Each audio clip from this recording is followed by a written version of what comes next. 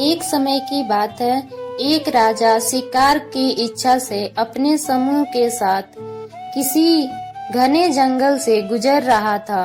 उन्हें काफी देर तक तलाश करने पर भी कोई शिकार नजर नहीं आया।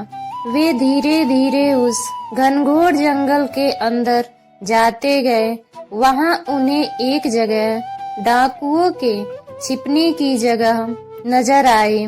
जैसे ही वे उसके पास पहुँचे ही थे कि वहाँ एक पेड़ पर बैठा तोता बोलने लगा, पकड़ो पकड़ो, एक राजा आ रहा है।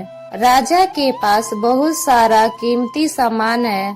जल्दी जाओ, इन्हें जाने मत दो, लूट लो।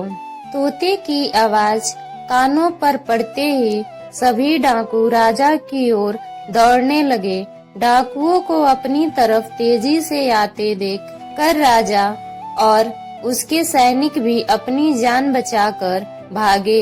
वे तब तक नहीं रुके जब तक भागते भागते डाकुओं से कई कोस दूर निकल नहीं गए। सामने एक बड़ा सा पेड़ देखकर वह वहां रुके।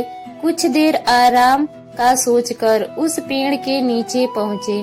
जैसे ही पेड़ के पास पहुँचे कि उस पेड़ पर बैठा एक दूसरा तोता बोल पड़ा, पधारिए राजन, हमारे साधु महात्मा की कुटिया में आपका स्वागत करता हूँ। अंदर आइए, जलपान कीजिए और थोड़ा आराम कर लीजिए।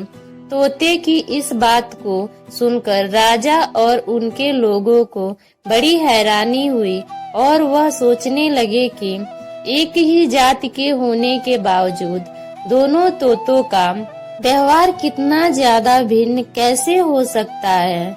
राजा बिल्कुल भी इस बात को समझ नहीं पाया।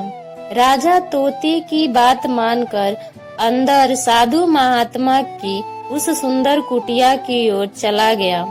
साधु महात्मा को प्रणाम कर उसके पास बैठ गया और अब तक उसके साथ घटी सारी घटना सुनाई और फिर धीरे से पूछा, गुरुवर, उन दोनों तोतों के व्यवहार में भला इतना अंतर क्यों है? साधु बाबा ने राजा की सारी बातें सुनी और बोले, राजन, यह सिर्फ संगति का असर है, बस और कुछ नहीं। डाकुओं के साथ रहते रहते पहला तोता भी उन्हीं की तरह हो गया और उन्हीं की भाषा बोलने लगा।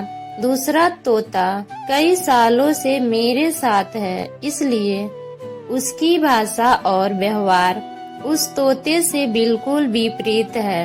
अर्थात जो जिस माहौल में रहता है वह वैसा ही बन जाता है।